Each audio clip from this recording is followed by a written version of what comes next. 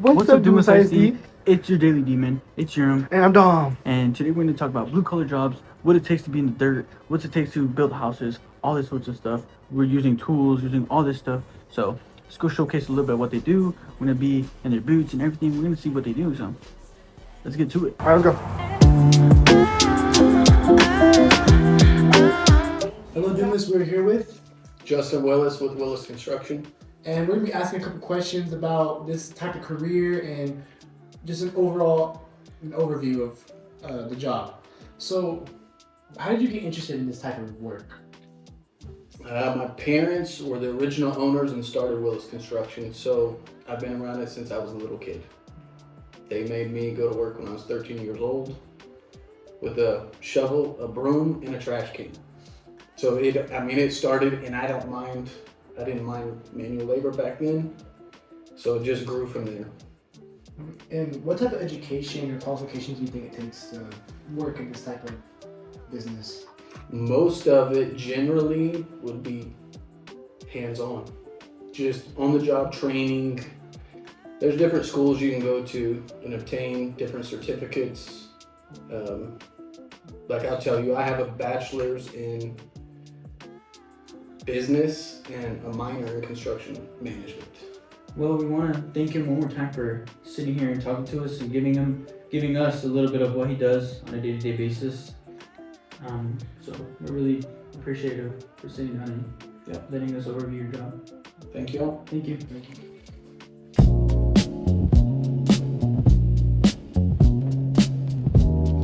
Hello, Doomers. We're at Jack Oldham's with, Ty.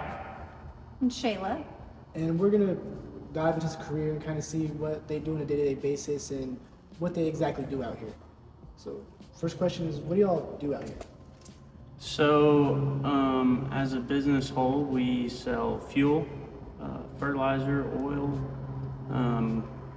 It's packaged oil, so we don't take it out of the ground or anything, but we sell it to farmers. It doesn't have to be farmers, but we sell it bulk package. We have fuel pumps. We also deliver transports and bobtails.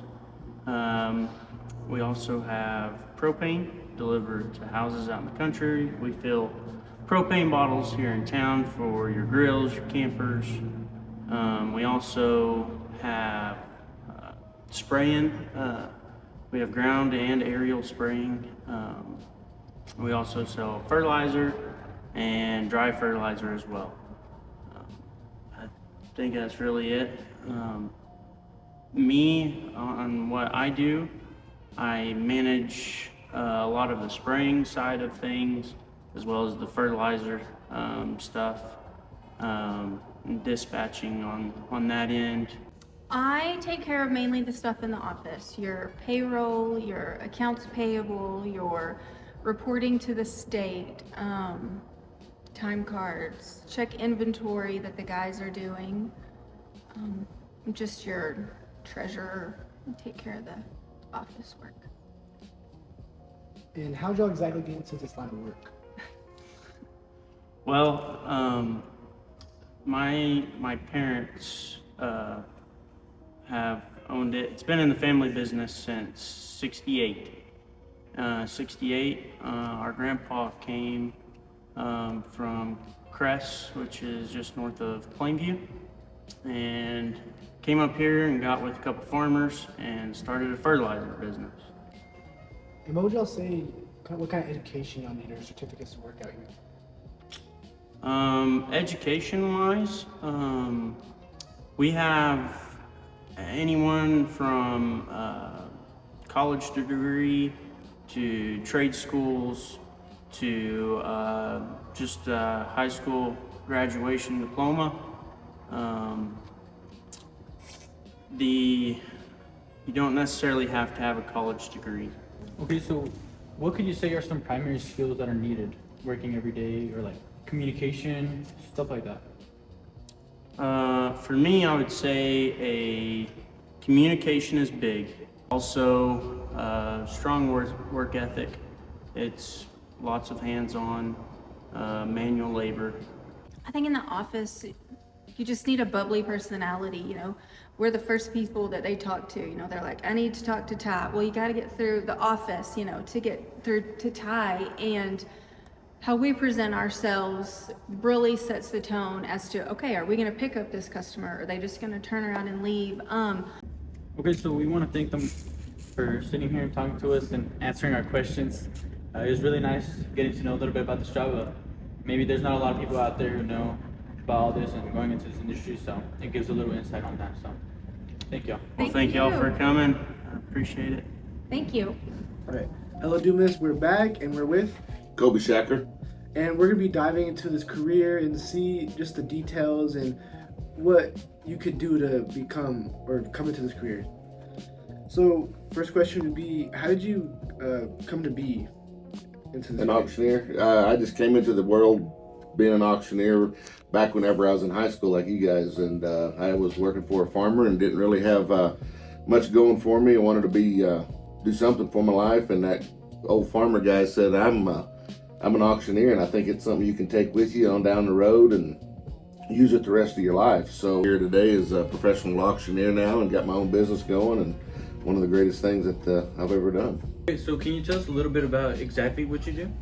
Auctioneering, and what I do in auctioneering is like all the show animals that are out there in the world, on mainly the show pig side. On the show pig side, I just go in there and them guys will hire me and they'll put on the sale, and everybody from around the world will bring an animal, a pig, to the sale.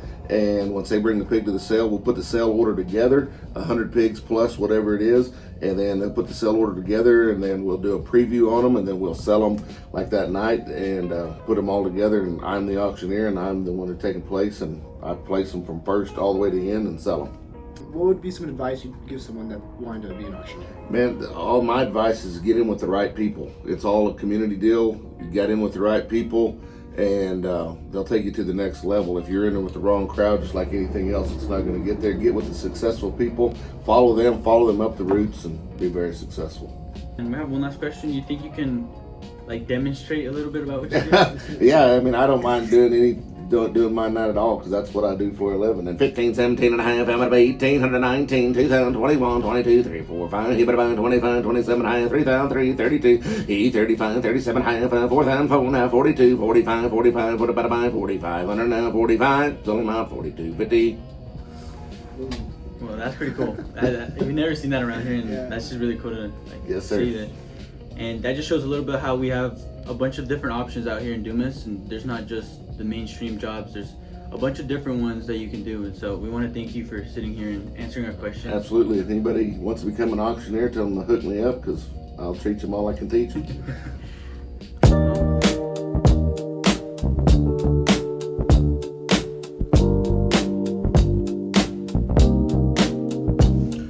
Okay, so we're back. We're here at Remington Seed, and we're with David Sykes. He's going to tell us a little bit about his job, all the different careers that there is around here, and just a little bit about the ag culture. So let's get with the questions. So here at Remington Seed, what exactly do y'all grow or take care of? So this plant, we primarily do sorghum seed. We also produce some canola and wheat as well. So what we do here is we produce seed and then package it and sell it to the farmers. Okay. What are maybe around here, what are the type of careers or different job professions that there is? So we've got a little bit of everything. We've got people that work in the field. We've also got people that operate forklifts, run the equipment out here. So there's a little bit of everything from technology and computers all the way to, manual labor as far as, cleaning the floors and moving seed around and stuff like that. So I'm the location manager here. So I take care of everything in the field, at the plant, broad spectrum. I talk to customers on a daily basis and take care of all the quality and that kind of stuff. So I look after everything here at the plant.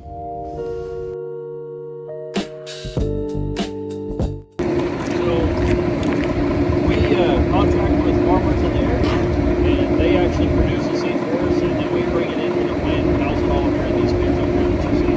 So like last year we did roughly 14,000 acres all the way across the Texas Panhandle that we watched the seed on and then brought it here to the plant. So each one of these bins is a different variety that we'll go for a different customer ship all over the world, from South Texas, Mexico, Bolivia, Europe.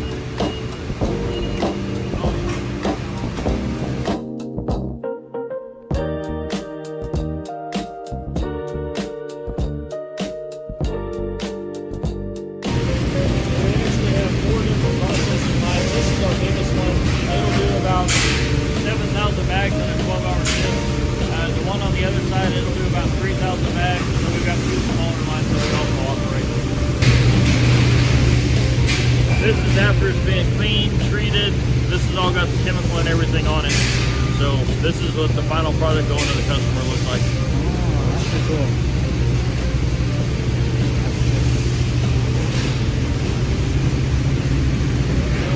We're very particular on keeping everything separate. So anything that touches the floor, if it accidentally bag gets a little bit, or if it happens, that goes in the trash. We don't ever put it in the bag. So we have to have the most perfect product.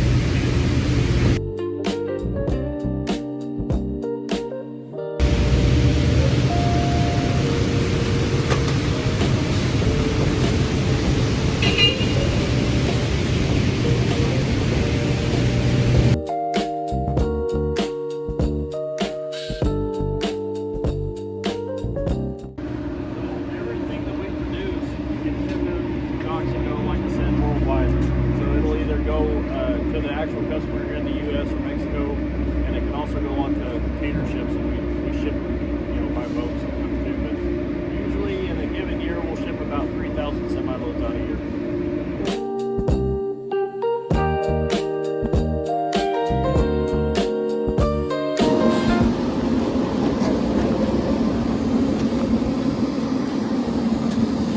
This is what the seed looks like before it's clean. So you can see there's a few cracks in here, there's some trash. Once we pull all that seed out, it'll all be cleaned and free of all that kind of stuff before it gets put in the bag. So this is without any treatment or anything on it.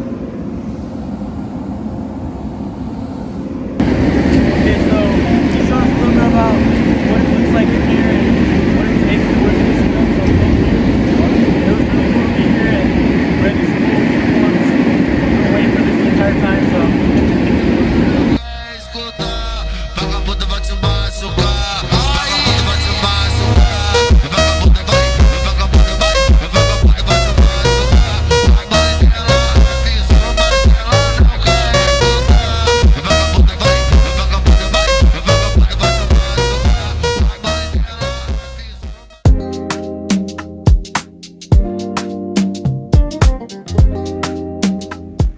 Okay, we're here at Lewis Plumbing.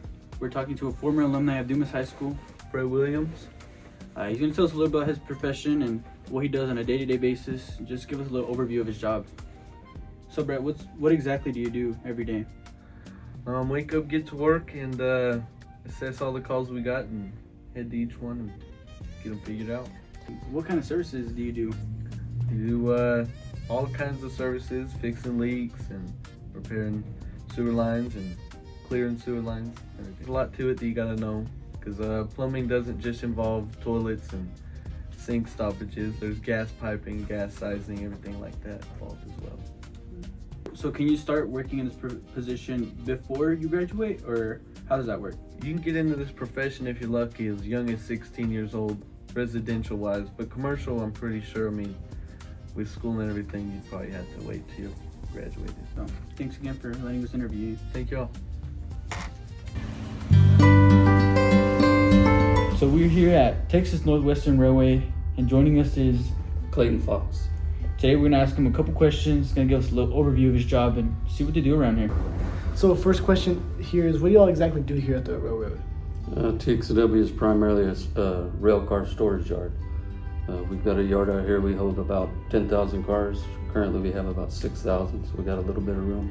But we also service some industries. We've got the grain elevators at Sunray and Eder, and then we also take care of Valero and Carbon Black. So. And do you need any special classifications or education to work out here?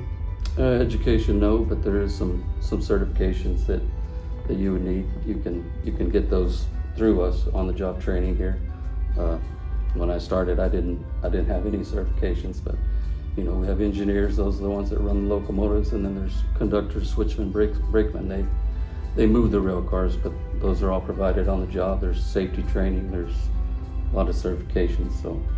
Okay, so what certain safety measures is there involved here? No, safety is the most important part of the job. It takes it of you. That starts when you come in the door, when you come in the driveway. Before employees get here, that we're involved with planning and briefing, or knowing where all the other employees are going to be, different types of crafts, where they're going to be. So safety is the most important thing. We wear personal protective equipment. We have hard hats in certain areas, steel toe boots, gloves, safety glasses. All the rail cars we work with, they're not forgiving, so a lot of bad things could happen. So safety is the most important thing at TXW.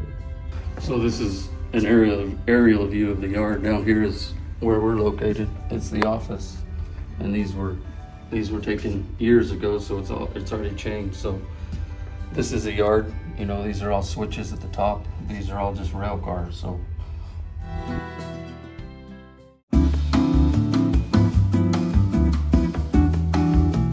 Hello, we're back at Valero with, Kidder Montgomery.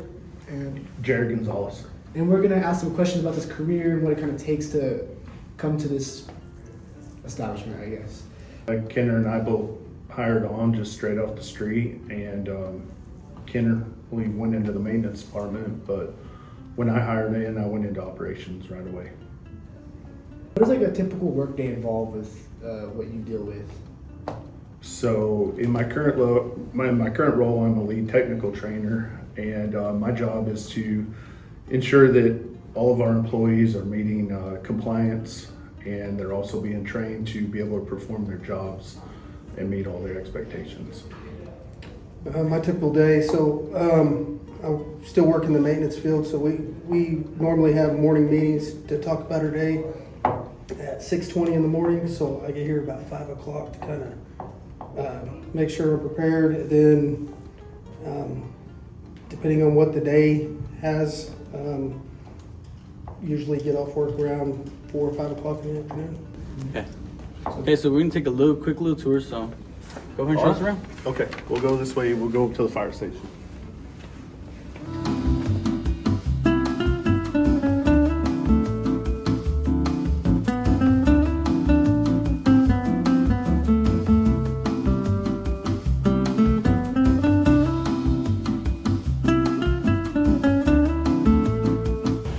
So here at the plant, like I said, we don't receive mutual aid from Sunray or from Dumas, so we have to have it all on site. We have an ambulance, we have a full nurses station. This actually is a foam tender truck, so we keep foam in it for industrial firefighting. So if we have an incident that requires us to perform a rescue, people will show up, we'll bring the truck down there, and they have their own personal bags, but then they'll show up with everything needed within the truck. And is there anything you want to say to like any high schoolers that want to try to get out here or try to take an opportunity for this? Yeah, it's just, if you come to work here, you never have to look for another job. It's the type of place where it's a career. We do hire skilled labor, so you can come into the refinery with just a high school education, and we do what's an onboarding program called our BOT. It's our basic operator training. We'll send you through 10 weeks of pretty demanding training where we teach you about the refinery. Got some high school kids in here. Appreciate it. Thank you.